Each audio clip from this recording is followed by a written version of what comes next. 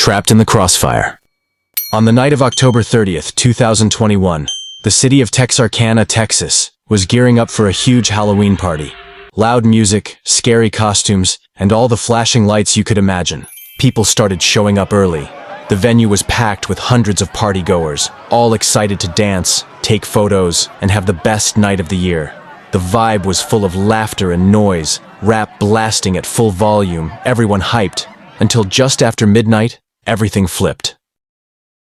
At exactly 12:36 a.m., according to police reports, a minor scuffle broke out between two young men near the entrance. People thought they were just joking around, but in an instant, a gun was pulled, and the first shot rang out. Chaos exploded. Screams, running, people falling on each other, chairs flying through the air. The room that had been filled with music moments ago was now thick with smoke and blood. No one could escape. Hundreds were trapped inside a closed hall, stacked on top of each other in terror, while the gunfire drew closer and closer. Police said the shooter was a man in his 20s who had entered the party with an illegal weapon. He fired more than 10 rounds randomly into the crowd. One of the bullets struck a 20-year-old boy, who died instantly before the paramedics could reach him. 9 others were injured, some of them just bystanders who weren't involved in the conflict at all. Police cars and ambulances swarmed the place, their red and blue lights reflecting off the scattered costumes on the floor. Clown masks, devil wings, and colorful wigs. The scene had turned into a crime scene, not a Halloween party. Investigations later revealed there was no proper security screening at the entrance, and not enough security personnel inside. What happened was the natural result of organized chaos, a party at any cost kind of disaster. Trapped on the rope. On the night of October 27th, 2013, in the quiet suburbs of Louisville, Kentucky, the neighborhood was gearing up for Halloween. Houses were decked out with plastic spiders, carved pumpkins sat on every doorstep, and kids were trying on their scariest costumes ready for the big night. But in one small house, the terror began 2 days early. Jordan Moreland, a 16-year-old Halloween enthusiast, loved decorating his house every year. He turned the front yard into a real-life horror scene. Skeletons, bats, and sensor-activated creepy dolls. In the backyard, he decided to play a prank on his little sister. He planned to pretend he had hanged himself using a plastic skeleton hung from a tree in the family's front yard, making it look like part of the Halloween decorations. But the prank quickly turned into a tragedy. While trying to hang the skeleton in a more realistic way, the rope slipped suddenly around his neck, and he became actually suspended, trapped from the tree like part of the Halloween decorations, unable to free himself. At first, his little sister didn't realize the danger and ran to get their mother, Ginger Rodriguez. When she saw Jordan hanging, she immediately knew it was serious. Paramedics were called right away, but just a few hours after the incident, it was too late. Jordan Moreland passed away about 12 hours after the tragic accident. Trapped in the inferno. In the early hours of November 1st, 2012, Madrid, Spain, was alive with music, neon lights, and Halloween chaos. Inside a massive hall, people were packed from all directions. The hall was supposed to hold around 10,000 people, but eyewitnesses and reports later revealed 16,000 to 20,000 were crammed inside. Tickets, fakes, and gate crashers pushing the crowd over the limit. Around 3:30 a.m., someone threw a flare or smoke bomb into the crowded hall. Within seconds, smoke filled the space. Screams erupted. Everyone rushed to the exits in pure panic, but the exits weren't ready. Some emergency doors were blocked or poorly organized, turning the hall into a trap. People were trapped in thick smoke, squeezed tighter than ever, fighting to breathe as the crowd pressed from all sides. Panic spread like wildfire. Everyone pushed, shoved, and trampled over each other.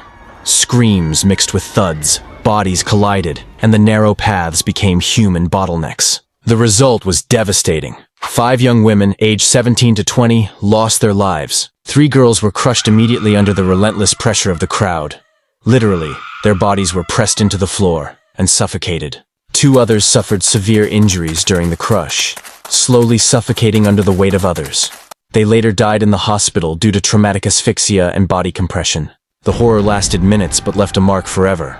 What should have been a fun Halloween party became a deadly lesson on human chaos, a reminder of how celebration can quickly turn into catastrophe when crowds spiral out of control. Trapped in Death Street. It was Halloween night, October 31st, 2022, in Itaewon, Seoul. For the first time since COVID, people were finally back out on the streets, hyped and ready to celebrate. Neon lights were flashing everywhere, costumes of every shape and color, music blasting. It was chaos in the best way. The main street was packed, like every year, but the trouble started in a tiny alley off Hamilton Street, barely 3.6 meters wide, sloping down a bit to the main street lined with clubs and restaurants. At first, it looked like normal Halloween crowding. Groups pushing in, groups trying to leave, everyone shoving just to get a few inches forward. But then it turned into something else, something worse. People were now trapped in a street that tiny. No cops, no organization, not even barriers, just bodies, pressing, falling, tumbling over each other. The first row went down, and the rest fell on top like dominoes. Breathing became impossible. Every gasp counted. Laughter turned into muffled screams. Those stuck in the middle couldn't move, couldn't cry out. People started falling, and once you hit the ground, that was it. There was no getting up. It was like the alley became a human trap. Every scream drowned under the music and panic. By 10:20 p.m., the first emergency calls made it to the police. But even then, the chaos swallowed them. The surrounding streets were packed with tens of thousands. Narrow roads meant ambulances couldn't move. Every minute cost lives. Rescue teams had to leave their vehicles behind, wading through the crowd with their equipment. When they got there, it was unimaginable. The air thick with sweat and smoke. Shoes, bags, phones, broken Halloween masks scattered across the ground. People screaming for friends. People lying on the ground, pressed into each other. Within just an hour, more than 300 people were injured, and around 156 people lost their lives in that tiny alley. Most of them young, between 20 and 25. Students, tourists from over 20 countries. Cameras showed the alley, only 3.6 meters wide, packed with over 10,000 people. That's basically 2 people squeezed into every 30 centimeters. Literally no space to breathe. Those in the middle suffocated under the pressure. Those at the back tried to pull back. Too late. The mass of bodies was stronger than anyone. After hours, the music finally stopped. The neon lights went dark. And here's the weird part. Every year, people go back. Same street, same crowd. As if nothing ever happened. The end. So yeah, maybe staying home with candy and Netflix doesn't sound that bad after all. At least your biggest fear there is running out of popcorn, not oxygen. But hey, if you must go out, make it smart. Stick to safe, crowded places. Go with your friends or family. They might save you. Or at least post it on their story. Avoid creepy, abandoned buildings, sketchy parties, and anywhere that looks like it came straight out of a horror movie trailer. Stay safe, stay smart. And if something feels off, it probably is. Happy Halloween, survivors, and see you in the next Trapped Story.